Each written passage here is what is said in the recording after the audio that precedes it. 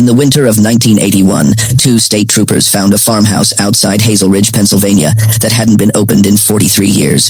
The door was nailed shut from the inside. When they finally broke through, they found two elderly women sitting at a kitchen table, hands folded, waiting. The women were sisters. They were in their 70s, and when the troopers asked them why they'd been locked inside since 1938, the sisters looked at each other, then back at the officers, and one of them said, "We were protecting you." The recordings of their interviews were sealed within 72 hours. What you're about to hear has never been made public until now. Hello, everyone. Before we start, make sure to like and subscribe to the channel, and leave a comment with where you're from and what time you're watching. That way, YouTube will keep showing you stories just like this one. The Hazel Ridge property had been on the county's radar for decades, but no one had ever done anything about it. It sat 3 miles outside town limits, surrounded by dense woods and accessible only by a single dirt road that washed out every spring. Local tax records showed the land belonged to the Marsh family, specifically to two sisters, Dorothy and Evelyn Marsh, born in 1906 and 1909 respectively, but no one in Hazel Ridge had seen them since the winter of 1938. The house itself was a 2-story farmhouse, white paint long since grayed by weather and neglect. The windows on the ground floor had been boarded over from the inside. The chimney showed no signs of smoke for as long as anyone could remember. Neighbors, and there weren't many, reported occasional lights moving behind the second-floor windows late at night, but most people assumed it was teenagers or drifters using the place as a shelter. The Marsh sisters, everyone believed, had either died or moved away before the Second World War.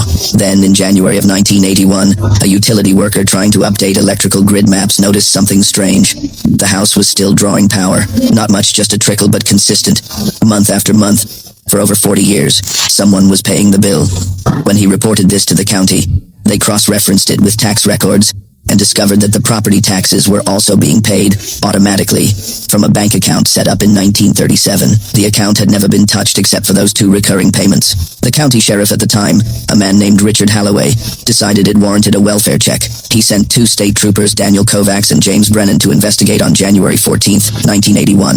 It was a Wednesday. The temperature was 9 degrees. Both men would later request transfers to different counties within 6 months of that visit. Kovacs eventually left law enforcement entirely. When asked why, he would only say that some things you see change the way you sleep at night. Brennan never spoke about it publicly, but his daughter later revealed that he started attending church 3 times a week after the Hazel Ridge call, something he'd never done before in his life. When Kovacs and Brennan arrived at the property that January morning, the first thing they noticed was the silence. No birds, no wind through the trees.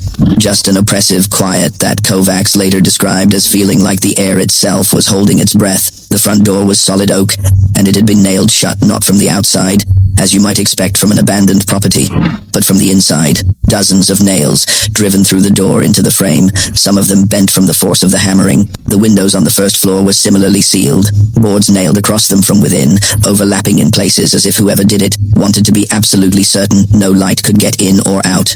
Brennan radioed back to the station while Kovacs walked the perimeter. The back door was the same. The cellar entrance had been concreted over.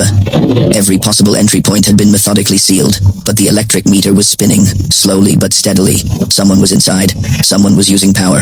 After 20 minutes of calling out and receiving no response, Kovacs made the decision to force entry. They used a crowbar on the front door. It took both of them nearly 15 minutes to pry enough nails loose to get it open. The smell hit them first. Not decay, which is what they'd expected, but something else. Something organic and dense, like earth and old paper, and something faintly chemical they couldn't identify. The interior of the house was almost completely dark. Their flashlights cut through layers of dust that hung in the air like fog. The front hallway was narrow, wallpaper peeling in long strips. To the left, a sitting room. To the right, what looked like a parlor.